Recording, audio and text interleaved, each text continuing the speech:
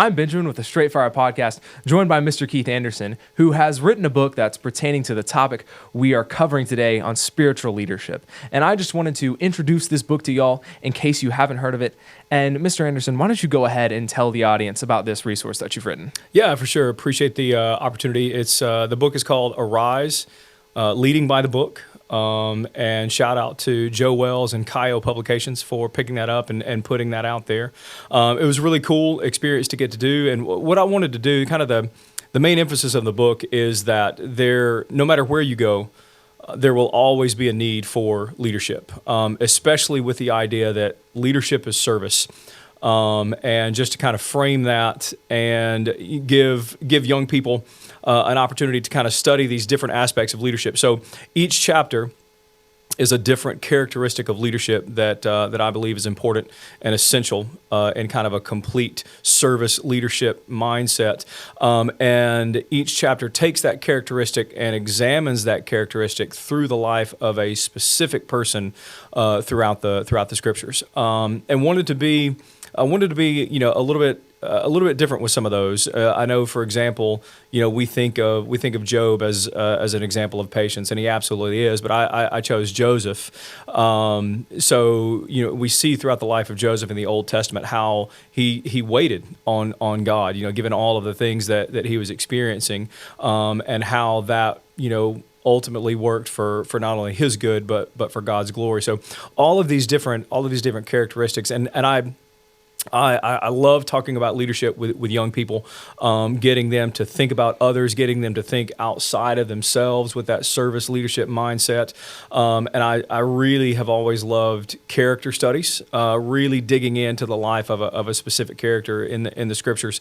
So being able to put those together, and then of course the last chapter is about Jesus, because he is the perfect example of all of these aspects. So each chapter going through those characteristics in a character study from the scriptures, and questions at the end of each chapter. It's really well suited for a Bible class. It's really well suited for just independent study and things like that. And it's been a huge blessing to get to kind of see that out in the real world, and get some great feedback on it. And I hope it's helpful, and it's something that I'm very passionate about, and it's definitely been a blessing to be able to get to do that. Okay, now switch to me. So tell me, where can we find this book for people to go and order? Or yeah, the easiest place would be Amazon. Okay. As I think probably 85% of all book sales worldwide happen on Amazon. You can get it from the Kyo Publications website. That's KAIO Publications. So those two places, but really the most convenient, the easiest, and the most familiar would be on Amazon. Great, sounds good. Well, we want to thank you for being here, and we want to thank you, the listener, for taking the time to listen to this. And we hope, as the podcast starts, you enjoy that as well. Thank you, Mr. Anderson, for being here. Thank you for having me. Of course. And let's start the Straight Fire Podcast. Welcome into the Straight Fire Podcast. Now would be a great time to show your support for the podcast by leaving a 5-star review, liking the YouTube video, and leaving a comment. If you want to stay up to date with everything that we do, be sure to follow us on Instagram, YouTube, and wherever you get podcasts. Now, welcome in to the Straight Fire Podcast. Ladies and gentlemen, welcome into another episode of the Straight Fire Podcast, and it is a joy to have you. And oh my goodness, we are in the new studio. It's the old studio with a lot of new things and a lot of new toys for us to play with. It basically feels new. I mean, pretty much. But for those listening who are concerned, we played with these toys responsibly. Everything will be put back where it needs to go. And because we're sharing this podcast we're sharing this studio with another little podcast you may have heard of, Digging Deep. Maybe little podcast that maybe you've heard of. But yeah, so anything y'all want to say in the new studio? The first things, I feel like now there's a lot of pressure on us. Any momentous things you want to? It looks so professional. I mean, we've been recording like a basement, an attic, with a plastic table, waiting for this. But now it feels like there's a lot more pressure for us to actually like be good, because we have everything. Well, if there was pressure on us, we failed out a long time ago. Oh yeah, you're right. This is true. I'm trying to get back into the podcast mindset because I feel like it's been a while since we've done it, and it's been a while since we've really sat across each other with our mics where we want them and with everything where we want them, and it's gonna take me a second to get back. The last time things looked this good was at GBN. Yeah, Sure. I'm about to say like I got to get back in that GBN mindset. But yeah, we're back. How do we feel? Feeling good. Feeling Feel good. Landon, Ready. Glad to be here. ready? Only up. Alrighty. Yeah. So with that, I mean, yeah, we say only up, but now we're up and it could come down. Yeah, that's so the problem. we could be recording back in the basement next week because we got thrown out. They kick us off. One and done, baby. Well, enjoy this one. Well, yeah, I'm gonna say enjoy this one. If you haven't, go ahead and subscribe to the YouTube channel so you can see our beautiful studio. And yes, with the studio back, hopefully the short form content will be back as well, It's kind of how the Straight Fire podcast. and long form content might be back too. Yeah, that's kind of how the Straight Fire. Or started. Started. Never really had long form. Yeah, content, started. so. Yeah. That's kind of how the Straight Fire podcast work. Just listen to every episode like it might be the last one. Yeah, 'Cause you never exactly. know when That's there's what I think. You Yeah. never know when there's going to be. You never know when you might get an episode every week. You never know when you might get an episode every month. I mean, we're not promising another minute. you Yeah, know? exactly. So, I mean, I was about to say, we're not promising another minute, but that's exactly what you said, isn't it? Sure. We're also not promising another minute either. So, you just never know. With that being said, today's topic is going to be one that was a request. It was requested to me. And originally it was on elders and deacons. But I, being neither an elder nor a deacon, and Landon being a deacon. No, I'm kidding. Landon, nor Noah or Landon. Whew, try that 5 times fast. Nor Noah or Landon being an elder and a deacon. We decided to talk about spiritual leadership. Because while not everyone can be an elder or a deacon, what people always can be are good leaders. Right? And so jumping straight in to the questions on spiritual leadership. Question 1. Who gets to be a spiritual leader? That's all mean, you. Sorry, I wanted to let that silence just permeate for a second. Sorry. I mean, really, everyone is called to be a leader in some form or fashion, right? We all have a responsibility over people, over things that God has blessed us with, right? You know, every parable of leadership that we have, everyone gets something.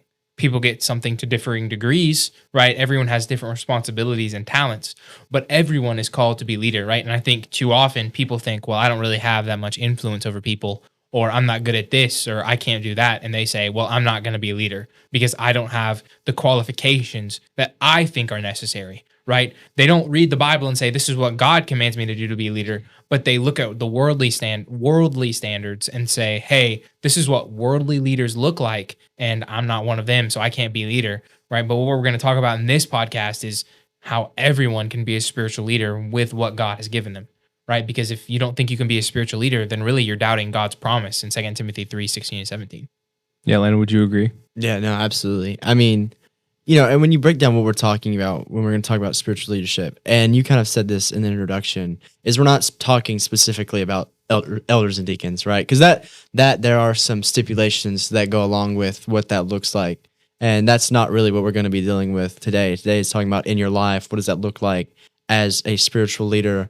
And sometimes that's going to be in a friend group. Maybe that's with the team that I play sports with, in the classroom. What does that look like? And maybe even in the family. Not necessarily just the parents. You can be a leader in the family without being, you know, the dad, right? You know, we think of leader in the home and it's like the father, and that's absolutely true. But like, what does it look like in my life when I'm in leadership? You know, one of the interesting things about spiritual leadership is it's not something that you choose. You're called to do that. So when you ask who can be a spiritual leader, well, it's those that are called to be. And when you look at what it means to be a Christian, you find out that all of us are called to be leaders. Yeah. Oh, sorry. No, I was just going to add, if you want to be an influential Christian, you know, we need to be spiritual leaders in the church, right? Obviously, that's very important. I think that's where our minds go. We need to be spiritual leaders in the church and in our homes, right? In our environment.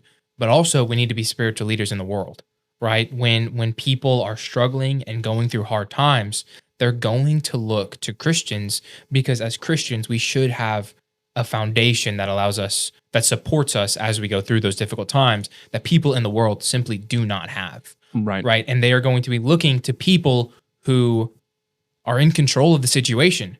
And then we're going to tell them, well, it's not really me. It's God that gives me that control, that gives me that peace to know I can go through whatever. Right. So we are going to talk about being spiritual leaders in the church and in the home. but you have to be one in the world as well if you're really going to be what God wants you to be? You know, there's kind of two kinds of leaders. There are appointed leaders, and those are your elders, your deacons, your fathers in your family, right? But then there are also, oh dear, not unappointed leaders, but I guess that would be the word, unappointed leaders. Paul was not appointed. No one looked at Paul and pointed at him and said, "Hey, you're a leader now." Paul just kind of took that role. Paul wasn't an elder or a deacon or a father for that matter. Mainly, he was an elder or deacon mainly because he wasn't a father. And also, I believe Paul probably wouldn't want to be so committed to one church, right? If that makes sense. But we look at Paul, and would anyone argue that Paul's not a leader? Well, absolutely not. And so it just kind of goes to show we are all called to be leaders, whether that be leaders, like Landon said, in our church, in our friend group, in our home, and wherever we find ourselves. Oftentimes, because of who you are and the God you serve, that alone qualifies you to lead, right? Especially if you are trying to serve Him as best you can. So when we talk about who gets to be a spiritual leader, the reality is kind of anyone who's willing to step to the plate, right? I was thinking about leadership, and there was this quote that I remember hearing, or not a quote, but more of an idea of everyone wants to be led. People want to be led. And I was thinking about that, and that made a lot of sense to me because a lot of times, we look out in the world and I see a lot of people who want to be leaders. We see, people who are vying for political roles. We see people who are vying for important business positions. And it feels like everyone's trying to vie for that leadership position. But those are kind of a loud minority, right? Vast majority of people, would want the simpler life of people telling me what to do. And that sounds bad, but that's, we go to work, and I go to work every day, and I'm thankful that I don't have to make like the decisions, right? I'm thankful that there's someone managing me and telling me where to go and what to do, right? And that's just kind of how life is, right? That's why we have elders, because not everyone can lead. And so I was thinking, it's a peace of mind to have good leaders. And that's what made me kind of think everyone doesn't just want leadership. Everyone wants good leadership. And that's kind of what we have to break down today is if everyone gets to be a spiritual leader, if you get to step to the plate, then how do I do the best possible job? But there is one more question I want to ask. Oh, and it's not on the sheet. Oh, I wasn't even looking at the sheet. Oh, yeah. I knew you changed it. Oh, it's just a deal. So how do we talk about how do girls lead? Oh, whether it be women. I should have known we were going here. Well, I feel like we talk about spiritual leadership, and it needs to be brought up. What do you mean? How dare I? Landon will explain. Make me go first. Oh no. So one of the most. Okay, I'm going to start with a point, and then I'll get into that. One of the main things that involves spiritual leadership is actually the exact opposite of what is worldly leadership. Worldly leadership is I'm going to stand up, I'm going to be the loudest one in the room, and you're going to do what I'm going to tell you to do because I'm the smartest person, or I'm the person that's going to get this done in the right way. You're taking the limelight for most of the time for the right cause. Like, I don't know a lot about politics, so I want someone who does, that is loud about that and knows a lot. I want them to take that light, and I want them to do what they've studied to do. Spiritual leadership's not like that. When you think about what spiritual leadership is, when you look in Scripture, a lot of times Jesus shows spiritual leadership rather than being loud and blatant in it about yourself. It's rather humility and service, right? It's about serving, and that's what gets you to the point of being a leader. Jesus would say that in Mark, and he would talk about, the least among you will be the greatest. And what he was trying to show is this shift of idea that the Jews had a problem with, thinking that the higher up you were, the more extravagant you were in the people, whether that be the Pharisees, the Sadducees, or the council. Those were the leaders. And Jesus said, that's not leading, not spiritual leadership. Physically, yeah, they're leading you, but they're also taking it all to themselves, and it was never about them in the first place. They're taking away from God. If you're going to serve and if you're going to lead, you have to first serve. And that's what Jesus showed in his whole life. I mean, whether it be in John 13, when he washed the disciples' feet, he was showing that if I can wash your feet, then you can wash each other's, showing that you're going to be leaders someday. You can't lead if you can't serve. And so that's one of the most important things. And a quote, I'm going to be honest, this didn't originate with me. I think it was Eric Garner. He was doing a lesson one time, and he said, if service is below you, then leadership's above you. In other words, is if you're too good to serve, then you're not good enough to lead. And that's kind of this idea of service really isn't about taking, or leadership rather, about taking these major roles and it about being about you and what you can do and what you're going to do. It's not what it's about. And, that's true for what we talk about, these appointed roles, whether that be the elder. That's not something they're seeking out and they're wanting. That's something they're appointed because they've shown the kind of humility that they have, or the deacons, or even something like the minister. Those people are in the roles that they're in because they have this humility and they're giving this service. And so with that in mind, we flip and we talk about women. What does that look like being a spiritual leader? And I want to be very careful with how we go about this, because Scripture is very clear that men are the spiritual leaders in the home. Men are the spiritual leaders in the church. And some people are going to hear that and they're going to be like, whoa, Bible's not sexist. It's actually quite the opposite, but there's some things that have been said. When you go look at 1 Timothy, you look at Titus, an elder is to be the husband of one wife. A deacon is to be the husband of one wife, having faithful children. And so a woman can't be the husband of a wife. That's just not there. We've had a podcast on homosexuality. It doesn't exist.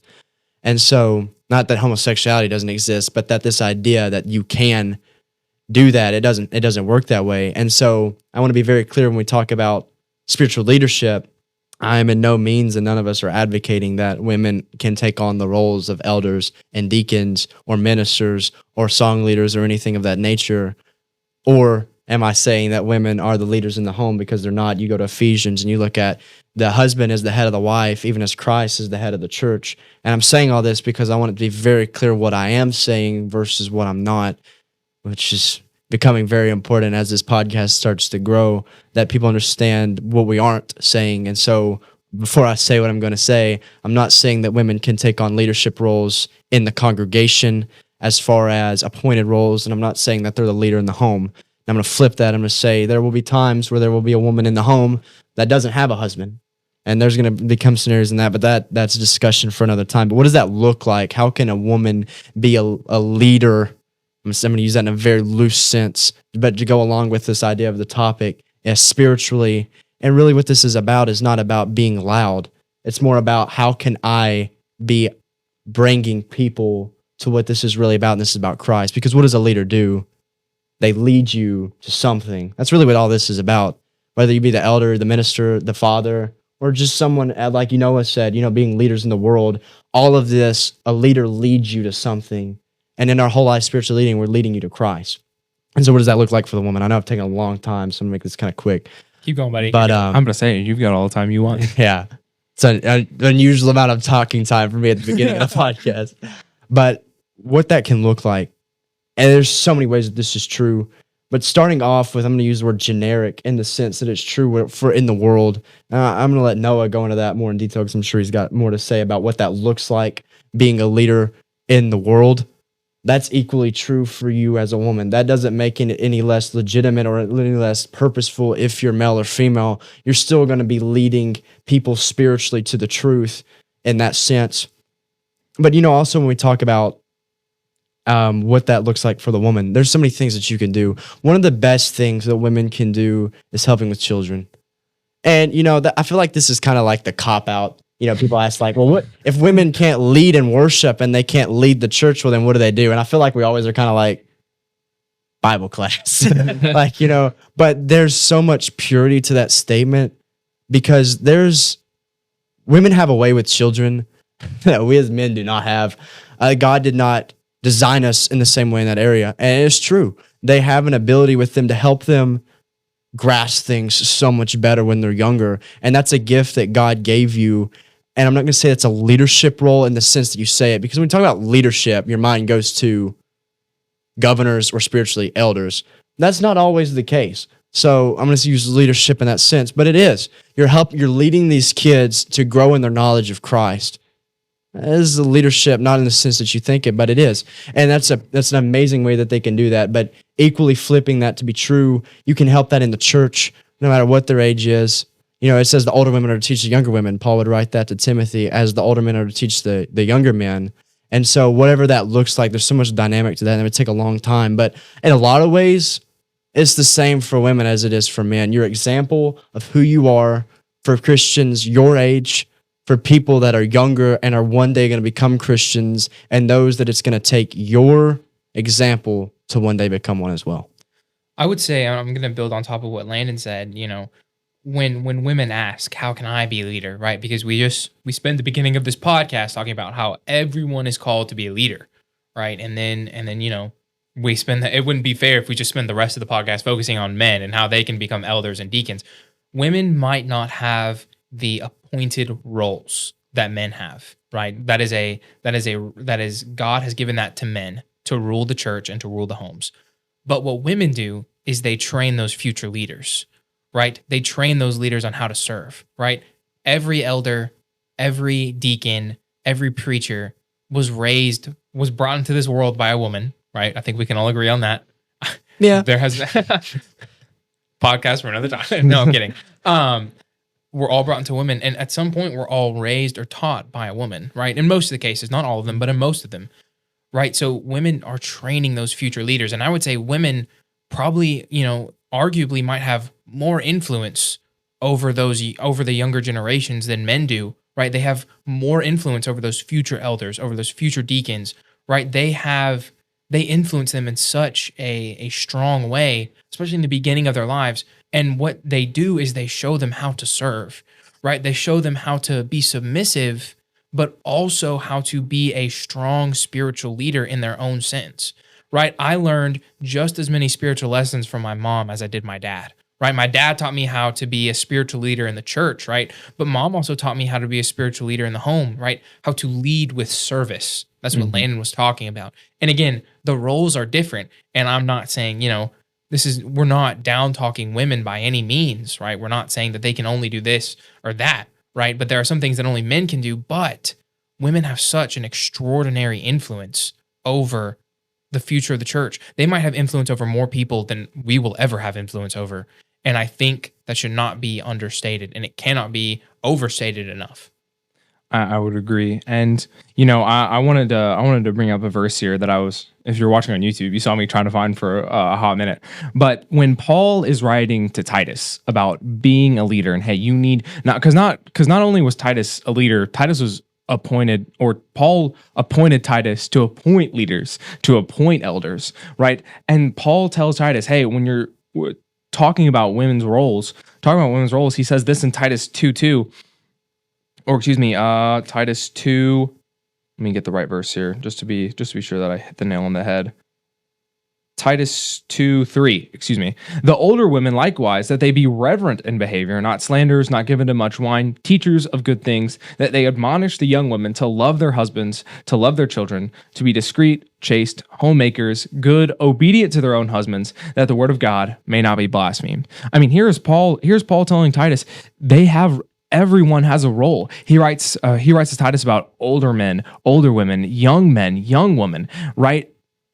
This idea of there is no one that is not responsible for how they act, right? And whether it's women teaching women or men teaching men and women, men teaching men, everyone has some kind of role. And Paul is very good about, especially when he's writing to Titus here, very good about making sure everyone realizes that there's work for them to do, right? Yeah, and it's important to realize God is saying to women, it's not that you're not good enough to be elders or not good enough to be deacons. He's simply saying you're better suited, you know, taking care of the home, right? Or taking care of the children. Again, that's not diminishing women by any means, right? God is not saying that. He's simply putting everyone where they will do the best work.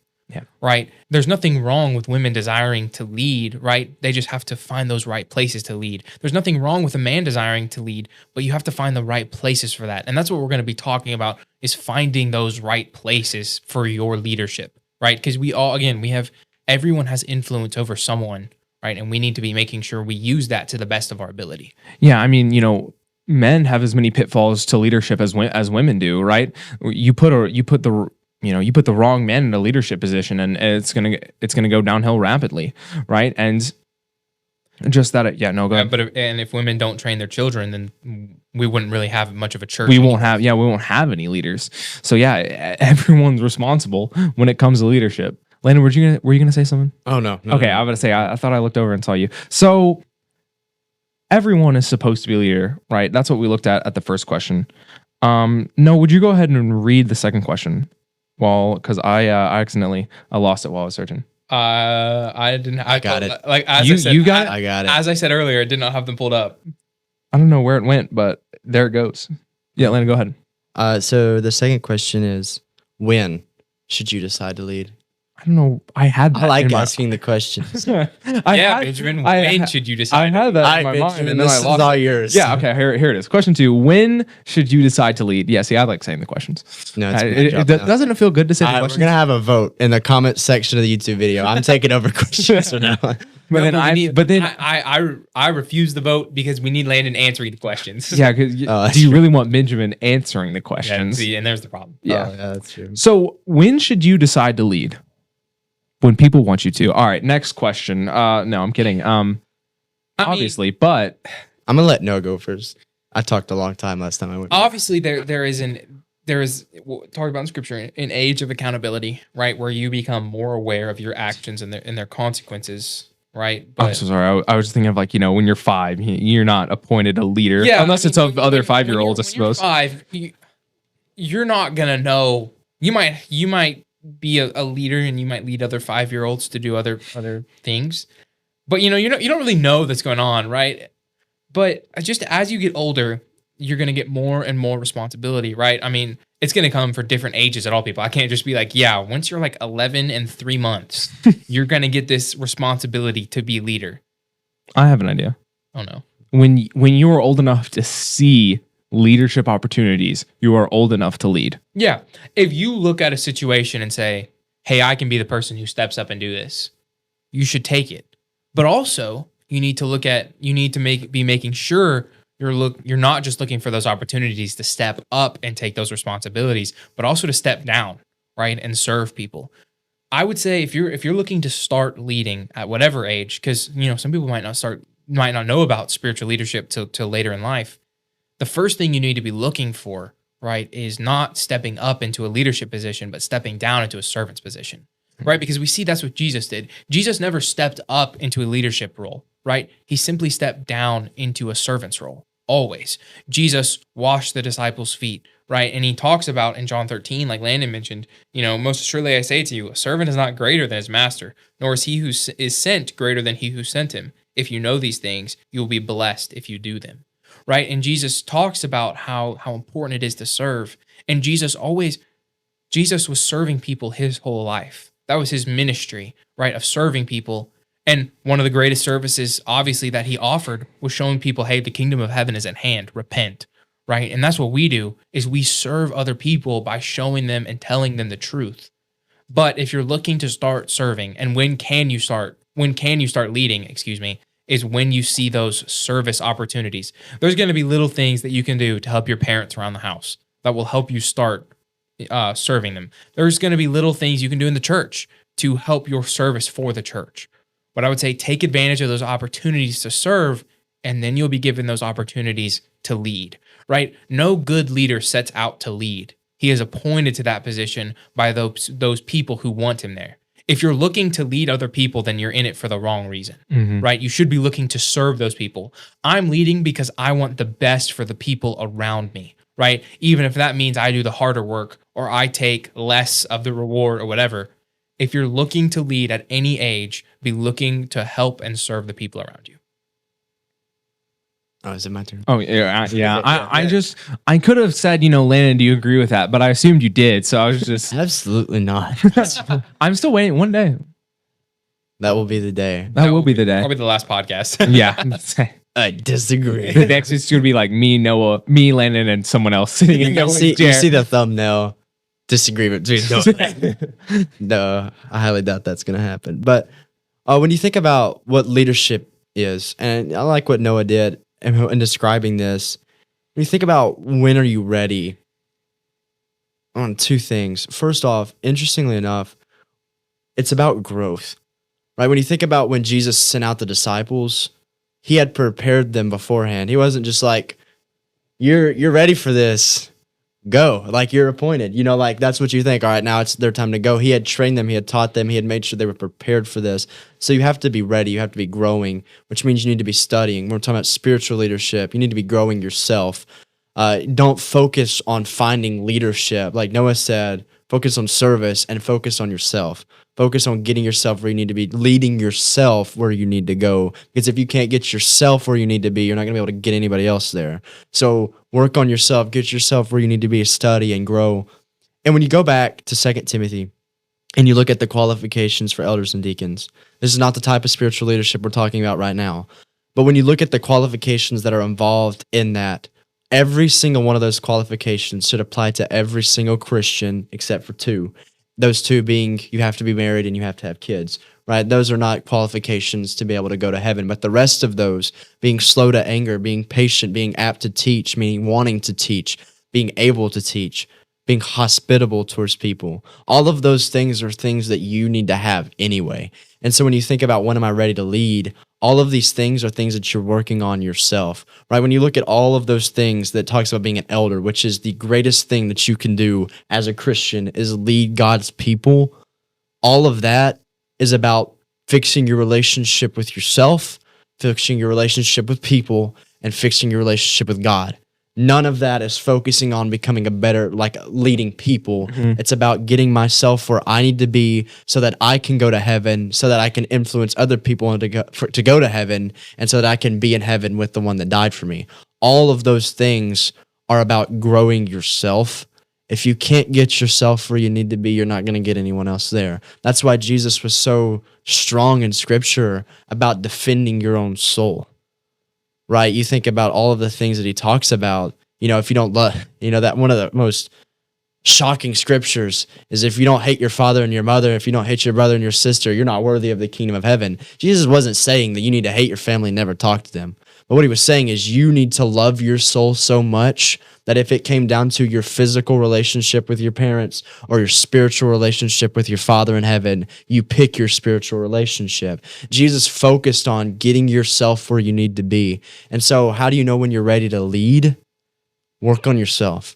That's going to be something that you're always going to question. You can ask anyone that's gotten a leadership role. They were always like, I was just working on myself and helping other people, and it was there. I didn't seek out and be like, you know what? I want this. Now, there are people that desire to one day have a leadership role. You should have that desire. That will help you work on yourself more, but it shouldn't be something you should seek. You should work on yourself. And when you're working on yourself, like Noah said, help other people. Yeah, I was thinking, you know, why are Christians called to lead? Why do we even talk about spiritual leadership? Are Christians called to lead more than normal people? And what Landon said kind of made me realize, well, if Christians are striving to have these qualifications that these elders and deacons have, whether they plan to be elders or deacons, you know, whether that's on their, you know, agenda list or not. And let me go ahead and say, I think if you're a young man, you should plan to be an elder and a deacon. And I think if you're a young woman, you should plan to be the wife of an elder or a deacon, right? Don't marry a man for the young woman out there. Don't marry a man that you don't think could become an elder, right? And obviously, you know, that's a tough list, but I'm not, you know, who knows if I meet all those qualifications. I might have just disqualified myself. On that. Yeah, but that idea, but don't marry someone you don't think has the potential to become an elder or a deacon or a spiritual leader, right? But that idea of if every Christian is striving to have those qualifications, well, Paul basically is telling us these are the qualifications of a leader, right? And so when Christians see those, people in the world are going to see those same characteristics, those same qualifications, and that's why you're going to be a leader, is because you've been focusing on being a leader your whole life. You know, you understand what true leadership is, and that true leadership is not telling people what to do, but rather showing people what to do, right? Often by example, right? Your leadership is service, right? And so that's just kind of, you know, you'll become a leader, and you know when to lead when you have the right mix of qualifications, and you have not the right mix. When you have the right qualifications, all of them, right, and you're striving to be better, not so you can lead people, but so that you can lead so you can lead yourself closer to God. But yeah, that's what I have for that question. I don't know if y'all have anything y'all want to say before we move on to question number 3. Landon? I don't know how bad. Okay. So question number 3, what are the consequences of being a bad leader? I can go back in history and I can think of some pretty bad leaders, or actually some pretty good leaders that did some pretty bad things. Good leaders, a leader can either be just a bad leader, and you'll often not hear about bad leaders, or a good leader with a wrong agenda. Right? There's a lot of ways leadership can go wrong. I would start by saying the consequences of being a bad leader is what's going to end up happening is, while you might get what you want and you might be exalted, everyone else around you is going to suffer. And that's how you can tell. I think that's one of the fruits of bad leadership, is when everyone else is suffering or everyone else is discontent. And if the leader is happy and no one else is happy, then that's not a good leader, right? Because really what should be the case is the leader should probably be more stressed out, more worried about everyone else, and everyone else should just be happy going along because they don't have to worry about anything because they have good leaders, right? That's not saying a good leader can't ever be happy, ever be carefree, right? But it is a mutual relationship of, I'm going to take care of the people who are following me, and I am going and make sure they have the very best. Right. And I think good leaders don't even view it as, these people aren't following me. They're simply allowing me to help them. Right. Yeah. And I think that's how we need to view it. And bad leadership is the exact opposite of that. Right. Where the leader seeks to put himself up first and have everyone look at him. But what he's really doing is he's hurting himself, and he's hurting his chances of ever being praised for being a good leader. That's really never going to happen if he doesn't start putting those other people first. So I think when you see discontent people, you know that there is a leader, someone who's leading, who's not doing a good job. Landon, before you jump in real quick, I thought of an example, right? I was thinking there's examples of great biblical leaders, right? An example of a bad biblical leader, I was just thinking, is Rehoboam, right? What did Rehoboam want to do? Not listen to the wiser older men. He wanted to listen to his buddies, and where the people were, like what you were saying, the people were discontent, right? The people came to him and saying, "Hey, this is not good. This is not working," and he ignored them, and ultimately the kingdom was torn in half because of his bad leadership, and that shows you what a bad leader looks like, what he talks like, and the consequences of that poor leadership. Landon. Spiritual leadership. People aren't following you. You're helping them follow Christ. If you view your leadership spiritually any other way than that, that's bad leadership, because your focus is on you leading people and they're following Christ. You're helping them follow Christ. That's servitude. Mm-hmm. Now, we're going to call that spiritual leadership for the sake of the discussion, but it's really not. They're following Christ. Christ is the one that's leading. I'm just helping you follow Christ in whatever capacity that looks like. But I have 3 things, and they're really short on what that is, the 3 consequences. And the first one is you get accountability. James writing in James 3:1, this is what I'd open it up to. I had it in my notes, and I had no clue why James 3:1 was in it. But James says, to teachers, discussing watch what you teach, because teachers will receive a stricter judgment. Well, why is that the case? Why are teachers going to receive a stricter judgment? James is saying you're going to receive a stricter judgment because you're leading people, and that role of teaching, you're leading them in whatever direction it is. Whatever you're teaching is what they're going to listen to. You better be careful with that. So you have accountability. That's what James is showing, is you got to be careful with how you use your leadership. And so bad leadership, number one, that's going to mess with your accountability, because who are they going to look at when things go wrong? Who's God going to look at when things go wrong?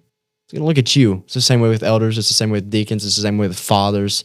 And it's the same way with me in whatever role that I'm serving, whether that be in my friend group, at work, or with my girlfriend, or whatever that looks like. If things are starting to go wrong spiritually, God's going to look at you. That's accountability. Secondly, it's going to affect whoever it is that you're helping. I'm going to say following, whoever's following you. But like I said, they're following Christ. Yeah. But I'm going to say following you for the sake of discussion. It's going to affect them. And so, however your leadership looks like the consequence, I start leading and it's about me, or I start making like Rehoboam, like, he listen to the younger guys, I'm gonna make things harder for you because that's gonna make you follow me. It affects people the way you lead, and so that's a consequence. And that's not always a bad consequence. If you lead correctly, because consequence we think of as a bad word. Consequence is just the action that takes place because of what you've done. There are good consequences that can take place. Bad leadership is going to produce bad consequences for the people that are following you. But lastly, and this one I think is the scariest consequence that can ever be because of bad leadership. You talked about bad leaders. This guy wasn't a bad leader. He just had some bad mess ups. That was David. He was a great leader. Yeah. I mean, a man after God's own heart. But when he sinned with Bathsheba, Nathan came in and he told the parable about, what you had done. And then after this rich man had killed the lamb, and if you haven't read that, you should go read it and then go read Psalm 51. But after he gives that, David realizes after the statement that you are the man, he sits back in his throne and he goes, God was watching. And so, but the interesting part of all of that is Nathan starts giving off all these things that are going to happen because of your actions. You're going to have war. You're never going to know peace. Your wives are going to do with what you did, except for they're not going to do it in private. All of these things are going to happen to you. And then David said, I have sinned. And Nathan's response is, God has forgiven you, because he knew the heart of David. But the most interesting thing is what he says after. And he says, but the son that Bathsheba has in her will die. You know why he said that? He said, because you have given occasion for the enemies to blaspheme God. Now you flip that. Why was this consequence happen to David? Because what he did gave occasion for God to be blasphemed. Bad spiritual leadership is going to hurt the church. Yeah. That is the most dangerous and the scariest thing that you have to consider when you think about bad leadership. Accountability, that's going to be on you. That's going to affect your soul. And when you think about how it's going to affect others, it's going to affect other people's souls. Those are serious things, because I talked about souls are the most important thing. We've had a podcast on souls, looking at people in an eternal perspective. But more than any of that, affecting my soul and affecting your souls, this affects the church that Jesus died for. That's some big stakes whenever you take on any leadership role. You think of the eldership, you're taking on the fact that if I mess this up, I'm giving occasion for people to blaspheme God. That's why elders are to be slow to anger and not able to give a reason for people to say, I know what you've done. That's equally true for every Christian, whatever role that looks like. If I start slipping this up and I start doing bad things in my leadership, I'm giving occasion for the enemies of God to blaspheme. Real quick, Noah, oftentimes I think people like to remove responsibility of, I wasn't told to do this. Like, the person in the leadership role told me to do this, and it is their fault, right? And that can be true, right? David numbered the people in 1 Chronicles 21, and a lot of people died. And was it their fault at all? No, absolutely not. But unfortunately, bad leadership has consequences. However, a leader is most often just a reflection of the people he leads, right? Would you agree? No, I see you. Yeah, I would say, I think, can I go on a limb here? What you're trying to say is the people will look like the leader. Yes, but the people are responsible for electing the leader, right? That's very true. So oftentimes the people will elect the leader that is what they view as the most like them, right? How often how many presidential campaigns do we see the whole theme of the campaign is, hey, elect me because I'm just like you guys, right? So we elect leaders that reflect ourselves, right? When the West Huntsville Church of Christ, where we attend, when they elect elders, we elect elders based on the fact of, or the elders elect new elders based on the fact of, they represent who we are as a church, right? They are the leaders. They decide what we do. But, if there was a new church electing elders, they would decide the best people to elect based on how they thought it was. I'm so sorry. I'm sorry if my brain flipped a switch. They would decide, if a new church was electing elders, they would decide which elders to elect based on how they think they should act. Right? Does that make sense? Are we tracking now? Yes. Okay, thank goodness. And so elders are going to reflect who that church is, right? Leaders reflect who the people who elected them are. So just because people are leading doesn't mean we still don't have responsibility to choose good leaders. Right? Yeah. No, you're going to add on to what Landon was going to say. Yeah, everyone wants to be led. Yeah, I just want to add on top of what Landon said. I think Landon's right. That is the biggest responsibility we have as leaders and as Christians is to remember that how people see us is going to be how people see the church. Mm-hmm. Right. And it kind of goes to what you were saying a little bit, talking about how people are going to assume the leaders and the people are the same. Right. But when people see us, they have to see the best side of Jesus Christ and his church. Right. And that's honestly the most important responsibility that we all have as Christians, is to let people see the light in us and make sure what we're showing is what we want people to see when they think of the church. But I was thinking about it, and one of the consequences that I don't think we immediately think of when we think of bad leadership, and one of the ways that we should avoid this is people doing nothing. Right. That is bad leadership, when people don't do anything. We talked at the very beginning of the podcast, everyone has a responsibility to lead.